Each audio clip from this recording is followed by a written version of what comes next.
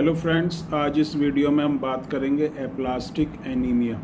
Aplastic anaemia जो है एक डिसऑर्डर है, एक डिफेक्ट है बॉडी के अंदर, जिसमें जो बोन मैरो होता है वो जो उसकी फंक्शनिंग होती है उसके ऊपर इफेक्ट पड़ता है। और बोन मैरो का जो मेन फंक्शन होता है वो है ब्लड में सेल्स को बनाना।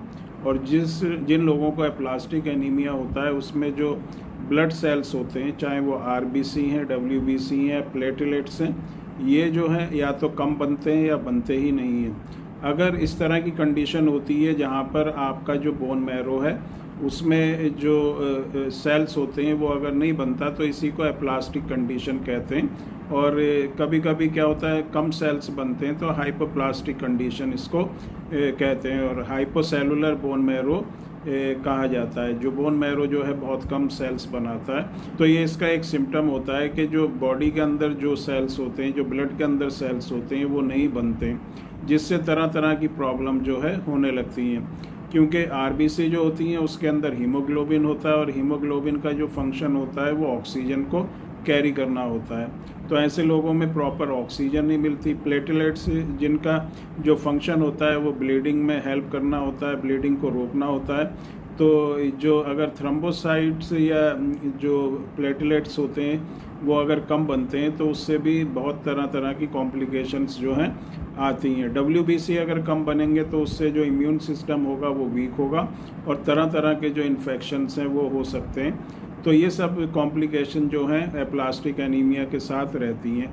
तो एप्लास्टिक एनीमिया एक बोन मैरो का डिफेक्ट होता है, जिसमें बोन मैरो जो है प्रॉपर क्वांटिटी में जो सेल्स होते हैं, ब्लड सेल्स होते हैं, उनको नहीं बनाता। अब इसके तरह तरह के जो अलग अलग कॉज होते हैं। एक कॉज जो होता है वो होता है ऑटो इम्यून डिसऑर्डर, मतलब हमारी जो बॉडी का अपना जो इम्यून सिस्टम होता है वही जो बोन मैरो होता है उसके ऊपर नुकसान पहुंचाता है। और उससे जो है बोन मैरो के ऊपर इतना इफेक्ट पड़ता है कि वो अपना काम करना जो है छोड़ देता है। इसके अलावा कुछ केमिकल्स होते हैं, कुछ केमिकल्स अगर हमारी बॉडी के अंदर जाएंगे तो उसका भी सीधा सीधा इफेक्ट जो है हमारे बोन मैरो के ऊपर पड़ेगा। कुछ ऐसी मेडिसिन्स होती हैं, कुछ ऐसे ड्रग्स होते हैं जिनको लेने से जो इस तरह की कंडीशन हो जाती है।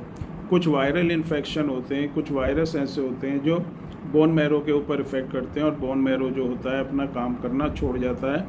तो ये तरह तरह की कुछ कीमोथेरेपी है, रेडिएशंस हैं, कुछ इस तरह की रेडिएशंस होती हैं जिससे जो है जो बोन मैरो होता है उसके ऊपर इफ़ेक्ट पड़ता है। तो ये तरह तरह के जो है कॉज होते हैं। कुछ अननोन फैक्टर्स भी होते हैं, मतलब किसी तरह का कोई भी इस तरह की चीज़ में एक्सपोजर नहीं हुआ उसके बाद भी एप्लास्टिक एनीमिया जो है हो जाता है।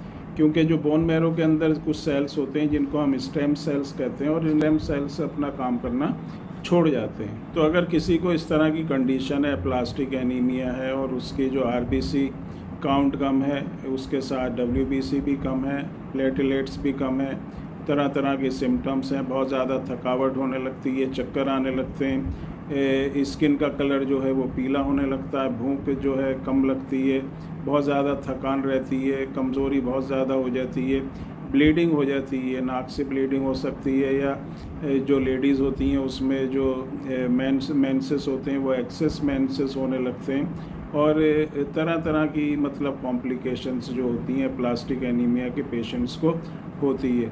तो इस तरह के जो कॉम्प्लिकेशंस को हम बहुत हद तक कम कर सकते हैं और इसको ठीक कर सकते हैं। जो बेस्ट ट्रीटमेंट होता है वो होता है homeopathic medicine. Homeopathic medicine system में बहुत सी ऐसी अच्छी मेडिसिन आती हैं, बोन मैरो के ऊपर इफेक्ट करती हैं और बोन मैरो को जो है एक्टिवेट करती हैं, स्टेम सेल्स को एक्टिवेट करती हैं और ये जो सेल्स होते हैं फिर फंक्शनिंग में आ जाते हैं, आहिस्ता आहिस्ता फंक्शनिंग में आ जाते हैं और ये जो सेल्स होते हैं उनको बनाने लगते हैं और बहुत ज़्यादा इम्प्रूवमेंट जो है कंडीशन में हो जाता है। दोनों ही कंडीशन में होम्योपैथिक मेडिसिन जो हैं बहुत ही अच्छा रोल प्ले करती हैं और ये बोन मैरो को एक्टिवेट करती हैं और बोन मैरो को बहुत हद तक सही करती हैं। जो हाइपोसेलुलर बोन मैरो होता है, जो स्पॉन्जी मटेरियल होता है बोन के अंदर, जिसको हम बोन मैरो कहते हैं, उसको एक्टिवेट करना, उसको प्रॉपर वे में उसमें थिकनेस लाना, ये काम होम्योपैथिक मेडिसिन्स करती हैं। तो होम्योपैथिक मेडिसिन्स अगर आप यूज़ करेंगे तो एप्लास्टिक एनीमिया के बहुत ही अच्छे रिजल्ट जो हैं आपको मिलेंगे।